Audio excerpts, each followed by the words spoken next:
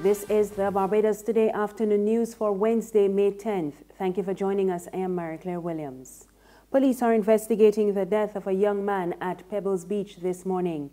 Regular beachgoer Norman Jones told Barbados Today he pulled the body out of the water earlier this morning. Yeah, about 5:30 I just saw this person out there in the water, and then a man told me some out there drunk, and I said, man, that person can't be drunk in.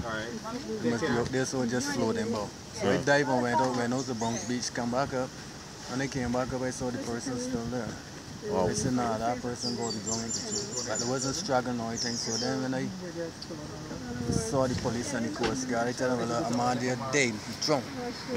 But I can't bring him, I go get permission, so they give me permission to go and bring him. So when I go out there and check the pulse and thing, I see they're in the pulse on that. So it makes sense trying to resuscitate it from out there. Okay. So I brought him and engaged the police, and that was it.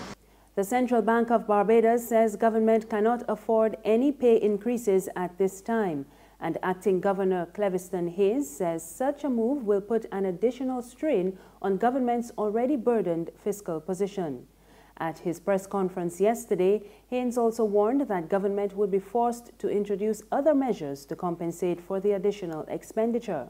The National Union of Public Workers has been pressing for a 23% wage hike for government workers, and the Barbados Workers Union is calling for a 15% increase for its members. It's difficult to support at this time measures which are likely to increase the size of that deficit. Once you take those measures to increase the size of the deficit, you have to also look for the compensating measures that are going to offset that increase, because there's a fundamental issue that we have to address, which is how are we going to finance the deficits that we have been running? And as you all know, and it's been all publicly debated, in the past year, much of that financing came from the central bank. And we all agreed that that is not a sustainable way of dealing with the deficit. So I don't see how we can add to the deficit without identifying the compensating measures that are going to address that increase. The National Cultural Foundation and the Barbados Association of Masqueraders are at loggerheads over requests from the BAM for financial support for this year's Cropover season. The NCF says it cannot afford to increase subventions to the band leaders or the prize money for Grand Kadooment bands. The NCF added that it is also experiencing financial difficulties and has not received an increased budget for this year's event. A statement from the statutory body says it is also likely to experience a reduction in sponsorship. Earlier this week, BAM President Chetwin Stewart put the country on notice that there would be protest action on Kadooment Day if the NCF did not urgently address several issues affecting band leaders. He said they are at the end of their tether after years of promises and no action. On to sports now. And an update on the first day of the third and final test between West Indies and Pakistan at Windsor Park in Dominica. Pakistan reached 70 for 1 at lunch, with opener Azhar Ali unbeaten on 36 and Babar Azam reaching 24. The partnership stabilized innings after Pakistan lost Shan Masood for 9 earlier in the match. There's regional and international news after this short break.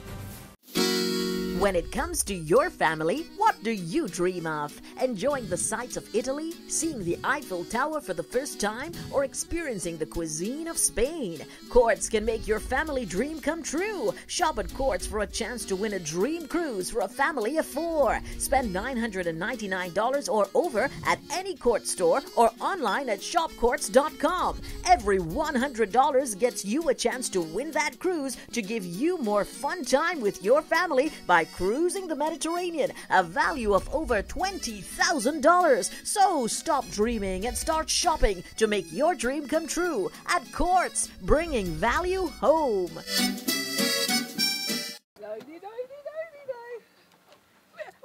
Miss Oya. Morning. You again. So you're washing cars now? Well, I can't keep up with you at all. Yes, girl, you know they're going to provision to selling slow. And I don't sell nation newspapers at all because them don't sell. So I washing cars now. I like to get up before 8:30 because I can't take the hot sun. You want the car wash? No, not today.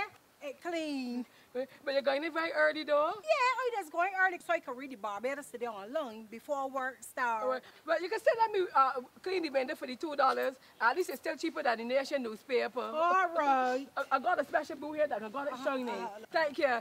Enjoy your day here. You too. All right. What that paper is? She can see clearly when the dirt is gone. The Barbados Today, news you can trust. We're back now with news from the region, and there are recommendations for the divestment of one of Guyana's major sugar estate. We get the details in this report from HGP Nightly News. The sugar industry is in crisis. The management of Guysupo estimated that the government of Guyana would have to provide annual subsidies averaging $17 billion over the next 4 years to keep the estates open and operating.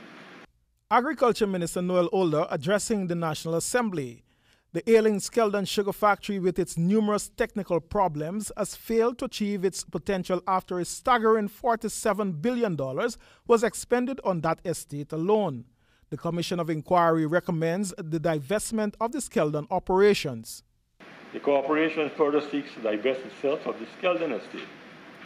The estates of Albion and Rose Hall are to be amalgamated, and the factory at Rose Hall is to be closed. In addition, the estate incurred and is saddled with heavy loan indebtedness through a project undertaken by the PPPC administration under the presidency of Mr. Bharat Jagdeo.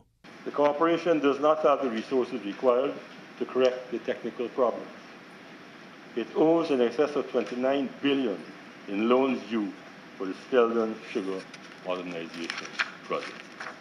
Monies garnered from the divestment of Skeldon will target debt repayment. Funds generated from the divestment of Skeldon estate will go towards reducing the corporation's debt and supporting its capital program for both sugar and the diversification initiative.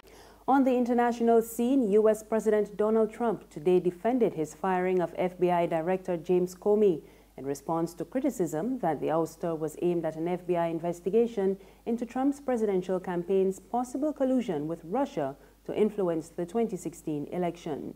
Trump's move on Tuesday stunned Washington and was condemned by Democrats and Republicans alike.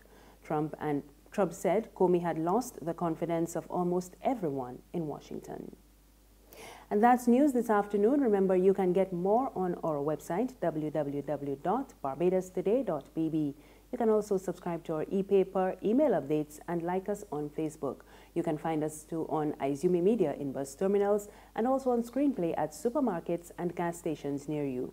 Or you can tune in to Mix 96.9 FM for more news and sports. I am Mary Claire Williams. Have a good afternoon.